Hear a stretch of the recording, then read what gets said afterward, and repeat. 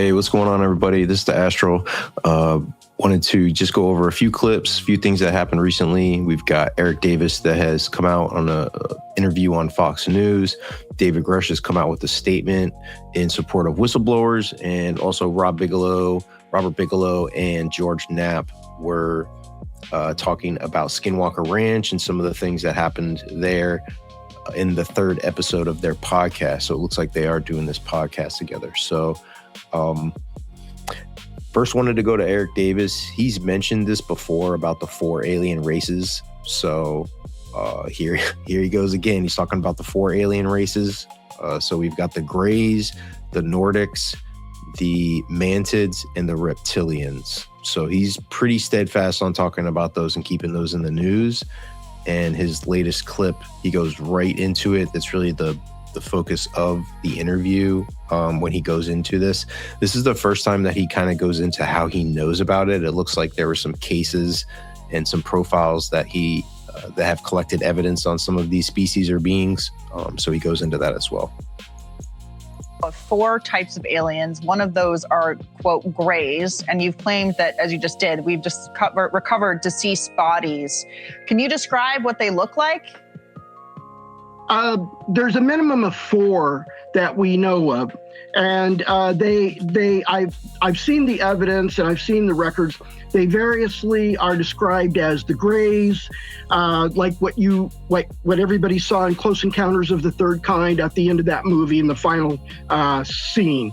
And then there's the Nordics, which are very tall-statured, Caucasian-looking individuals. And then there's the beings that resemble or look like insects, like a praying mantis type insect, but they're not an insect. Or they could be, but we don't know. But it's just that people, when they're not familiar with something that presents an ontological shock to them, they'll try to overlay what their imagination helps them understand what it is they're seeing that's so strange and otherworldly, or outworldly, I should say. Mm-hmm. So there's these species that would resemble insectoids or insect. And then there's the reptilians for the same case, in that their morphology, body structure looks like a reptilian, and they may not be reptilian. So if they have these bodies, if the government has these bodies, where... He did say at the end, though, she interrupted, but he's like, and then there's these other ones. I want to know what these other ones are. Even the deeper ones that may not have as much credibility to them. I'm curious what they are in this, what he's trying to refer to. Are they keeping them? Yeah, she asked, where are they keeping them? Where are they keeping them? If the government has these bodies, where are they keeping them? I don't know now. That's a net that I could not crack when I worked for the Advanced Aerospace Weapons Systems Application Program, and that was the code name for the DIA's UAP investigation and research project back in 2008 through 2012. And so I tried to find that. I've had colleagues that looked for that as well, and we did have a hint of where those bodies went to when they were recovered, but the organization no longer exists. Wait, so it's given to a private organization rather than no, with the government? It's given to a military institute. Okay. And a medical institute, and it's classified. And that institute has been in existence since since the Civil War. I don't know the exact year. I'm thinking 1865. And that institute got split up into 2 or 3 components and relocated into different military medical institutes by the first Obama administration. Well, all right, 4 alien races and even more. And here you go right here. So this isn't the first time that he's talked about this. I posed the question, which are the most credible of the 4 alien races? And these are probably the most popular of which, what that tells you, I don't know. And it's been interesting to learn a lot behind the lore. Like, for example, the reptilians, The first time that you look back in the media of learning about reptilians were the show V and David Icke. And so it's also interesting to compare when these ideas came forward from the people. And it looks like the producers behind the show V in the 80s were the first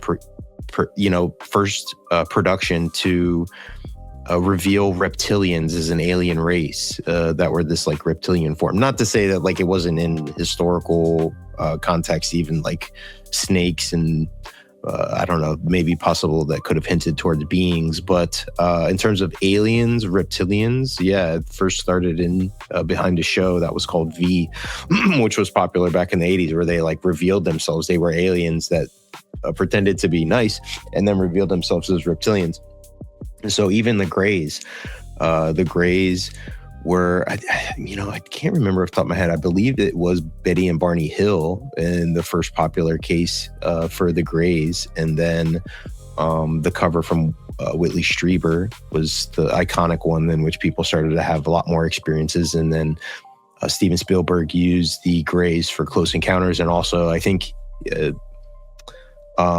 Eric Davis was referring to Disclosure Day. At the very end of Disclosure Day, the alien being that they bring out is a Grey. So the mantid one is interesting to me, plus the Nordics. Eric Davis has referred to the Nordics multiple times for the beings, for Nordic beings. And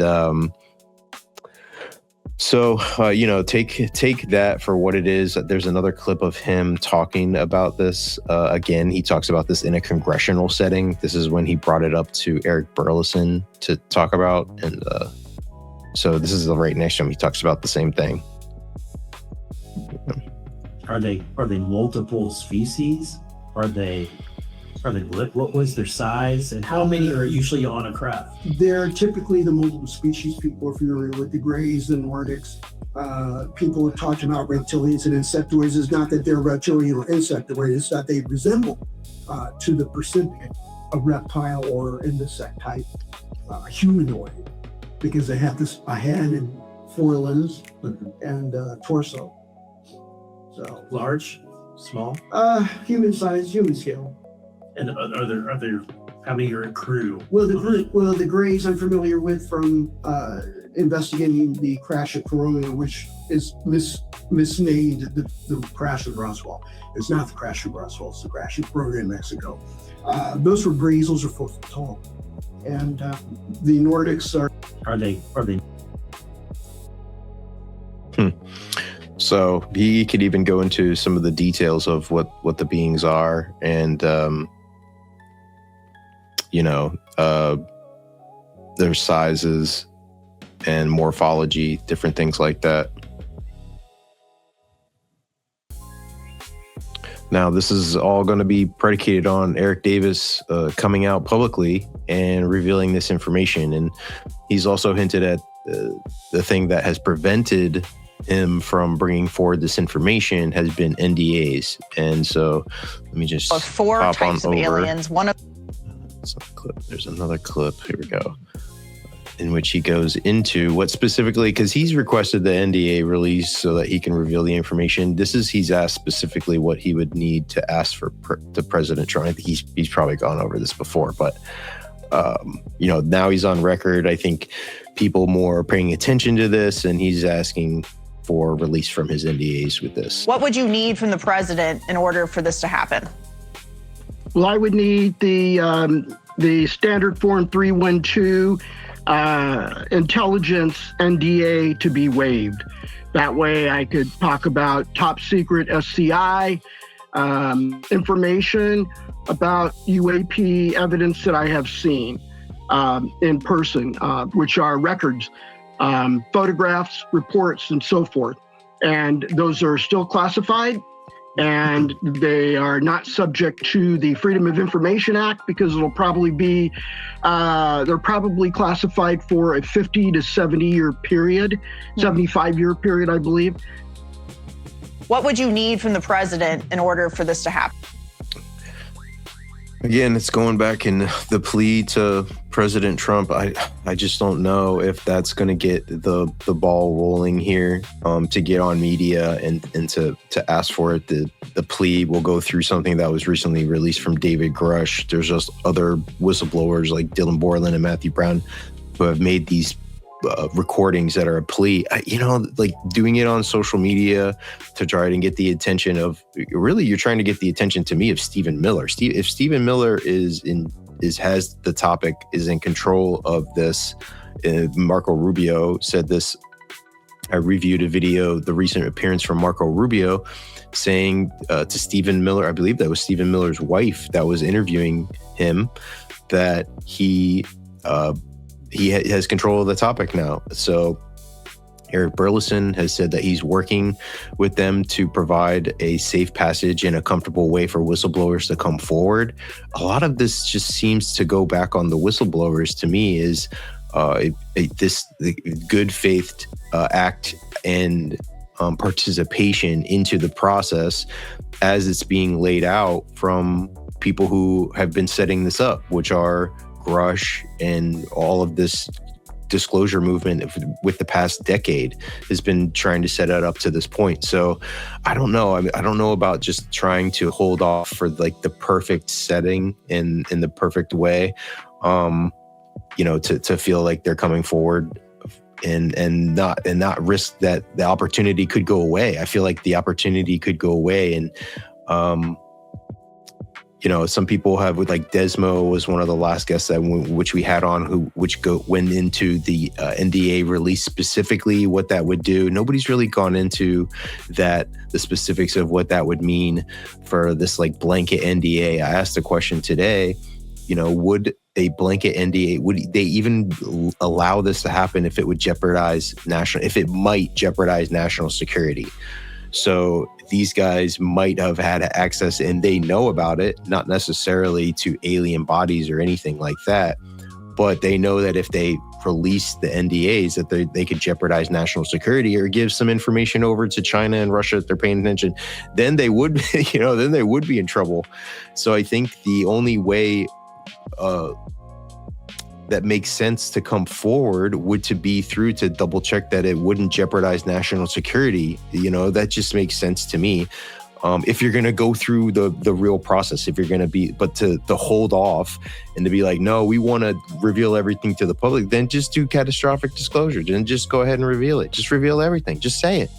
But to get this like perfect scenario set up for the government, I just don't think it's going to be able to be set up to where the perfect scenario is going to be put forth and the whistleblowers feel, and the carpet's set up and they're rolling forward. I don't know if that's going to be able to be set up. And the alternative might be to do this catastrophic disclosure to be a more coordinated way for these guys to come forward.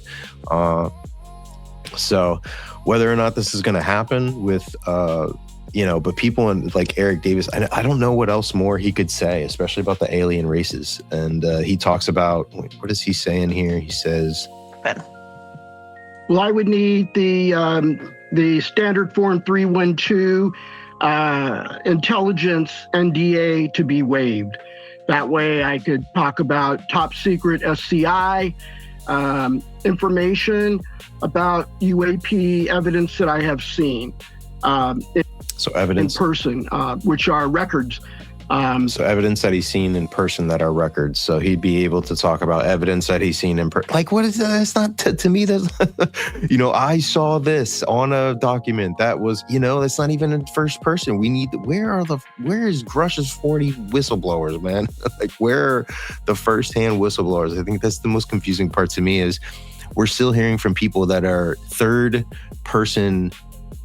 Hearing this information, they're not even in the legacy program. Where are the whistleblowers in the legacy program?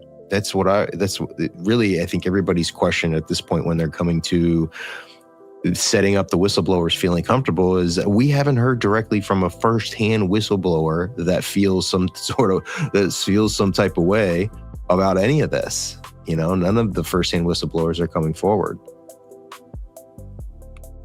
All right, let me bring up the Grusch, because, James Fox put together this video. It's like this rap, I was joking, it's like this rap video, but it's like it's a plea to President Trump for action to be made on behalf of whistleblowers and whistleblower protections or NDAs. They're not specific. I got to be honest. Like, I still don't know. I'm guessing based off of the video is that they want, and that's kind of what Eric Davis was saying, is a NDA release to be able to tell the public the information directly to them, of not having to go into any government agency to reveal the information to the public. And so that was thrown together with some cuts and released a few days ago. And then there were longer pieces that were released recently of Dylan Borland and then Matthew Brown. And this is David Grusch's right here. My name is David Grusch. I'm a former career Air Force intelligence officer and former senior official at the National Geospatial Intelligence Agency. I've already provided classified testimony and evidence to the intelligence community. All right, let me start it over, because the first thing is like listening to all these, the sound, being the audio, like the sound, it's like, it's heavy in one ear in the other. And when it was going through, even with Matthew Brown, like the audio is different. I don't know, the sound. I feel like this could have been a little bit better with the audio. My name is David Grusch. I'm a former career Air Force intelligence officer and former senior official at the National Geospatial Intelligence Agency. I've already provided classified testimony and evidence to the Intelligence Community Inspector General and Congress about what I learned about unidentified anomalous phenomenon and the involvement of the United States, allied nations, and adversary governments in the retrieval. Bro, I just mentioned that, right? And Grusch is talking in the left ear, and then the audio of that was playing in the right ear. Like, what are we doing? Double that, make it a stereo so that Grusch is in both ears. Like, come on, this is amateur stuff. I'm not even like trying to throw shade, but damn, like I would have noticed this the first. I didn't like, I heard this on my phone, but you can't really listen unless you're with headphones. But you gotta know that if you're presenting this, like, this is so funny to me, because this is shared already like almost 200,000 times in this video, and nobody has, I think, probably noticed or just cared about it. I'm the only one that cares about the production. Like, David Grusch is in the left side the whole time, and then the right is. I'm like, oh my god. This is no in reacting in real time. This is funny though. Okay. Technology of unknown origin. This included photographs and videos of these operations, including the craft and the non-human occupants. And I've seen this evidence with my own eyes, and I've had these discussions with our nation's most senior leaders in a classified environment. I am prepared to provide a full historical accounting to the National Security Council principals and the White House Chief of Staff, and make any supporting public statements that are authorized to help this administration move disclosure forward. Ready to support Stephen Miller, Vice President Vance, and the administration immediately to identify the records, programs, and people involved, and bring any improperly concealed activities back under lawful presidential and congressional oversight. Mr. President, give us the authorization, and we're ready to go. My name is David Grusch. I'm the intelligence community. There's a part where he talks about the photos and videos, and Tom brought up a good point. I think this is the first time he talked about seeing the actual videos. About unidentified anomalous phenomenon and the involvement of the United States, allied nations, and adversary governments in the retrieval of technology of unknown origin. This included photographs and videos of these operations, including the craft and the non-human occupants. See, if he has seen the videos, right? I feel like Corbell's seen them too. If Rush has seen them, I almost feel like Corbell's seen them too. If these videos exist, then they definitely should be made public. I mean, there's no doubt about that.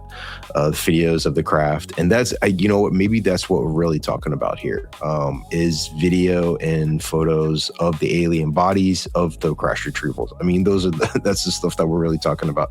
We have gotten zero of that in any of the tranches. So I think that's a major frustration point for people, is these guys keep saying, I've seen this, I've seen that. And we're not getting anything close to that. That would be very conclusive, because if these guys are able to be made up their mind in that position of seeing that and then being like, okay, yeah, all the shit's real. All the shit, it's real. And we have been in just as much, if not a lot of people longer into the field of not being able to come to that, point, that conclusion, then, it's got to be this holy crap moment that Tim Burchett was kind of setting the expectation for, of seeing something and being convinced that aliens exist, that it's real, UFOs are real, all this stuff is real. I just don't think that ever is going to be able to be possible anymore, unless it goes along with the case, like Roswell. If there was conclusive photos of bodies like Roswell, dude, that's what sucks about Disclosure Day. Disclosure Day set such an expectation of what was going to be released that's never going to happen. We're never going to get Disclosure Day, to me, of all of this stuff just is like flooded and released, and the bodies, it's like, it's the crazy thing about movies is we're never going to, I think, get to that point. And then they roll out the alien body at the end. Like, come on, man. The live alien stands up. Though, spoiler alert, if not, you haven't seen it. But yeah, I think the photos and videos, Eric Davis talked about this too. Photos and videos, the Holloman Air Force Base footage of the craft landing and the aliens coming out and they're meeting with the generals. And I mean, if we've got footage of that, game over. It's over. If we've got the aliens landing and they're getting out and dapping up our military and we're exchanging technology and shit, like, it's over. But, I just don't see that. It would have already come out. That would have been leaked over everything. That would have been, I think that's the thing to me that may be backwards, is the best footage is the most hidden, when to me the best footage is already out, would have been released. You can't hide that footage. The best footage would have already been released. And I think that's a concern of disclosure for me, is we've played the hand of what Corbell is essentially trying to do, is he's leveraging footage that could be real, could be out there, saying I already have it. I've got it. If you don't release it, I will. And that might have worked for some of these other things that Arrow was, going back and forth on, of like, maybe we shouldn't release it, of saying, oh, well, it's already out, like Corbell already has it, to then saying, okay, this is conclusive of extraterrestrials and they're saying they have it. Should we release it or not? That's a whole nother level, I think, to this. And I think that's like we talked about it last stream, the live stream with Vinny Adams, is that's kind of like the game that's being played with Corbell right now. And I think they're calling his bluff a little bit on it. All right. The Bigelow thing, let me pull up and get ready for Bigelow. So Bigelow has had the podcast with Knapp. It seems like a little bit of a switch for Knapp. I don't think anything's happening in terms of like tension or beef with him and Corbell. I think he might just be taking advantage of this opportunity to get really in the weeds with Bigelow and just do a lot of interviews with him about a range of topics now that he's back in and willing to go on the record about some of this stuff. But yeah, so it should be interesting. And I think, maybe that will lead to Bigelow funding more projects into the topic, which I think it's good. The only good for me is Bigelow spending money into researching, like real research into this topic, whether it's through psi research, mediumship, altered states of consciousness, UAP research, even CE5 or psionics. I feel like he would get into that game as well, if he's really kind of getting back into the game, then I would feel like he'd be dipping into all of that stuff, in terms of what he'd be funding into research and data collection, stuff like that. So yeah, there was an interesting clip in which he talks about Skinwalker Ranch. So I'm just going to go over this last couple clips here from the podcast, and we'll kind of round it out with the remote viewing stuff. So this was released today, I believe. How do you know who you're talking to at the ranch? And with mediums, how do you know who you're talking to? So Eric Davis and Colin Kelleher were on the ranch, and everybody kind of knows about this particular event. And Colin is there. It's nighttime. It's maybe kind of there's ambient light, because Eric is drawn to something that's commingled in the tops of the very tall cottonwood trees. They were maybe 50 feet, 60 feet high. Colin is watching these balls of light bounce around near the little creek bed where the Russian olives are, on the grassy area of the ranch there, and so he's distracted, and Eric gets this telepathic communication. We see you. We are aware of you. Something to that event. The interesting thing to me isn't so much that. That's not so. That isn't what's interesting. That it occurred telepathically. Yeah, that's pretty interesting. Or that they said that. Yeah, it is. And they are aware that that's going to be reported. What they said, because they knew why we were there. What's interesting is they didn't say, "We want you to leave immediately," or just flat, "Leave now. Leave this area now." That wasn't what was said. I mean, I guess, yeah, that would be concerning if you got a warning instead.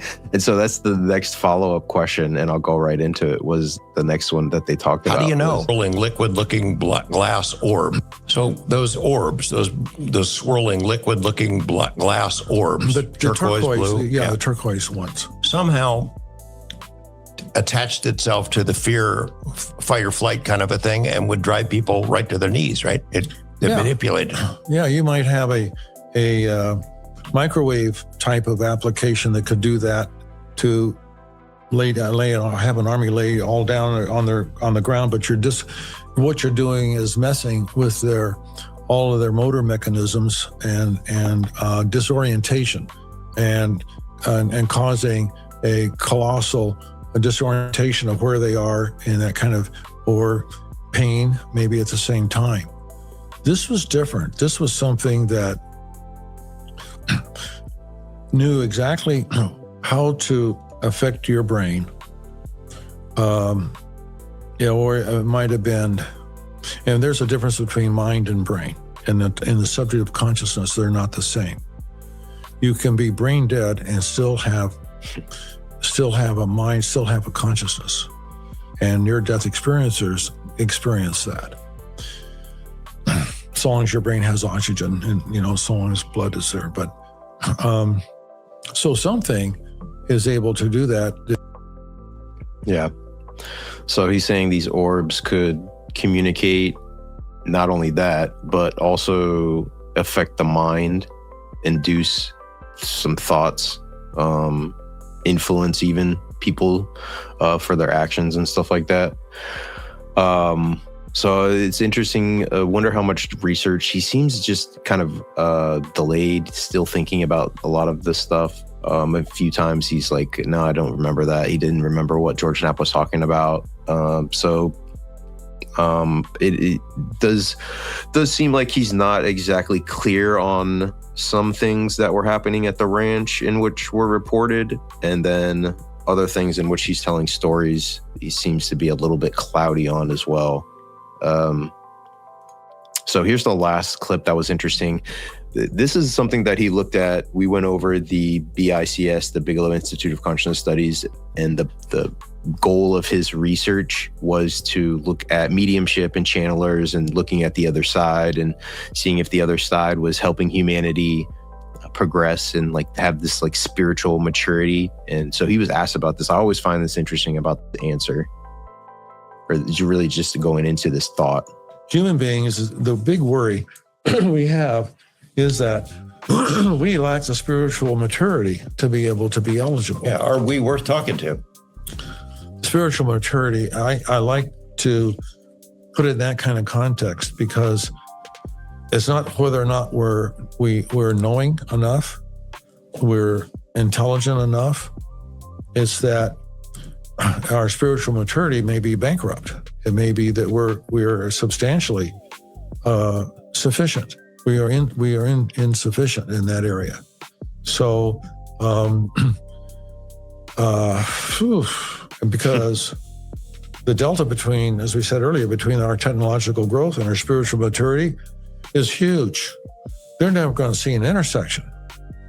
If those lines don't cross, we'll never be spiritually responsible for what we create technologically.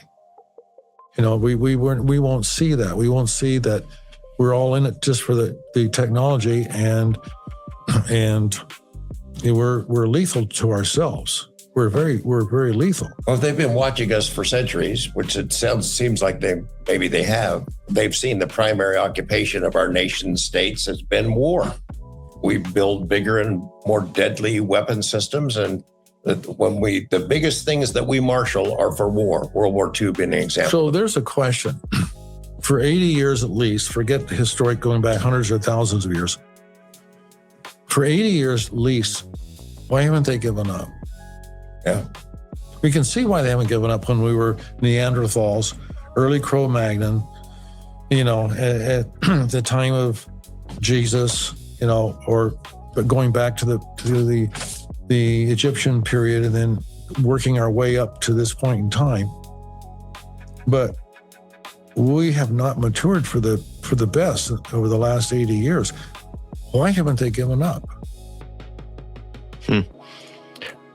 Yeah, I mean, interesting that he goes to the last 80 years as it being, why is it been, maybe the bigger question is, why has it been covered up? But if it's happening, but the spiritual maturity aspect is interesting to me because we have such a technological curve increase going on right now, especially with AI and how our development is going so fast. Everything is being developed so quickly that our spiritual maturity to be able to handle these things and these advanced concepts might not be at a point where other civilizations think that we should get assistance, that we should get help.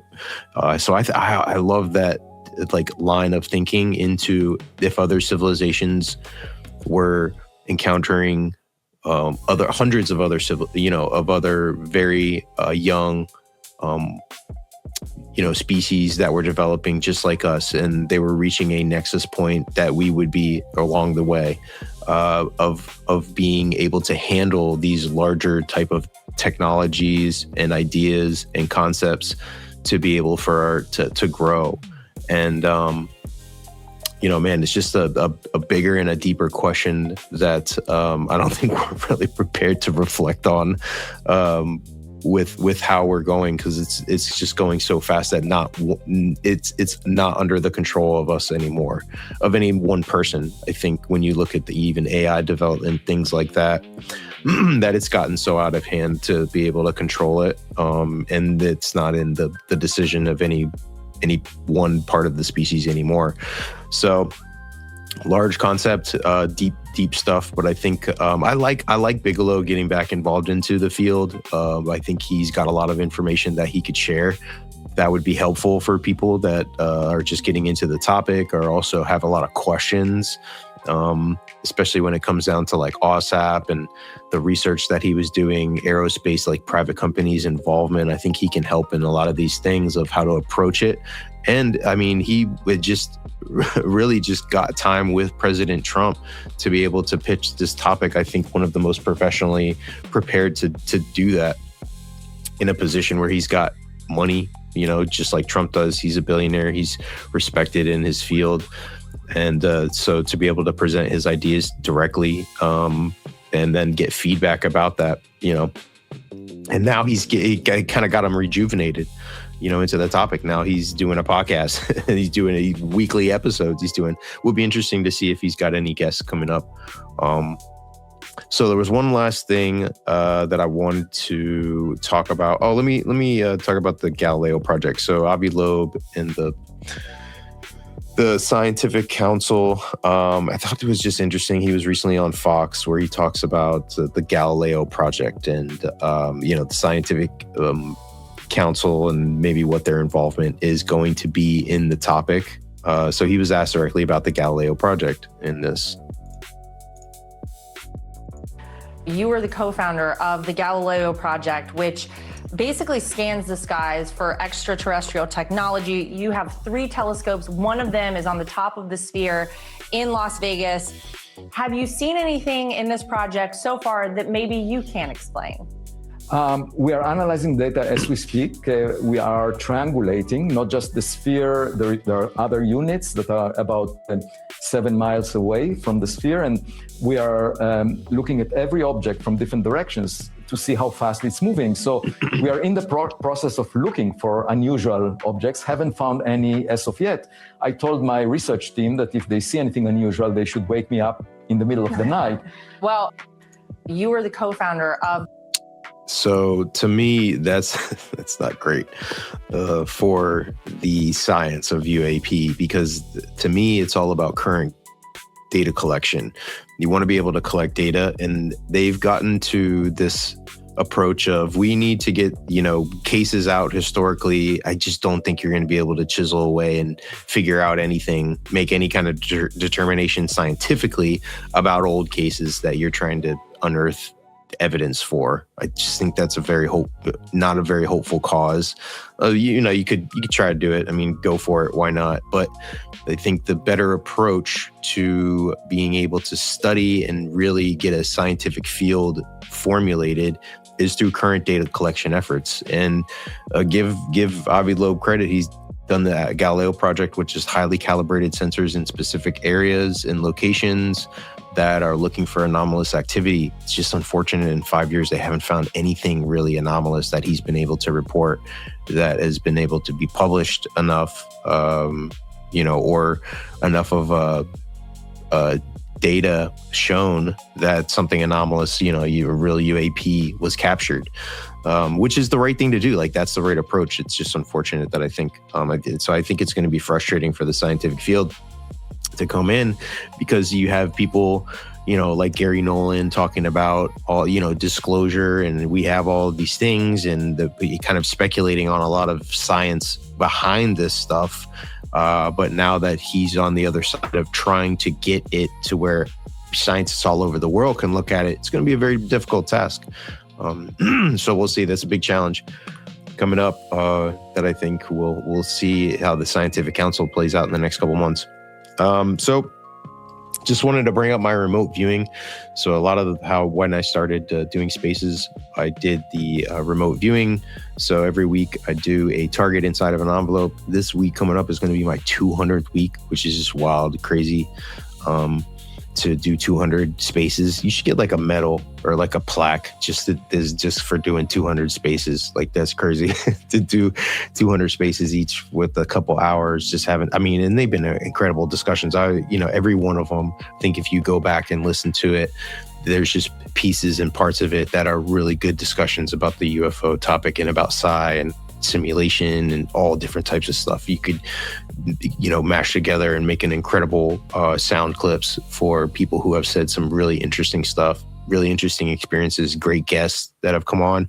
So I just want to use this next space that I do is kind of like a highlight, just celebrating doing 200 remote viewing exercises where people can come in and they can just try it. There's no pressure at all. You could just jump in and you don't even have to post your submission, but it is cool to post your submission and kind of see it out there and then get a result and be able to come up and just talk about your experiences and stuff. So shout out to everybody who has participated. Feel free to jump in and participate. It's fun. No, like I said, no pressure at all. You can come up in the space and just chill and have a discussion with us every week on Thursday over on my X page is when I do it. So, that should be cool. Thanks, everybody. And that'll be it for the show today. 4 alien races. I'm going to try and get like some figurines. I got to get the 4 alien races around here. Like, I got to have them represented. I can't just have the grays up in here. We got to have some other, we got to have some mantids and represent with the Nordics up in here too, reptilians, even though it might be a little scary we can get the reptilians in here. But Will we get the answers with the 4 alien races? I don't know, but good to always be talking about that and speculating on how many more there could be out there. You know, could be hundreds, could be thousands, who knows? But really appreciate everybody for coming by. Got some more stuff coming up. Feel free to come by the space on Thursday, celebrate for the 200th remote viewing space in a row. So thank you everybody for the support. Have a good one. Peace.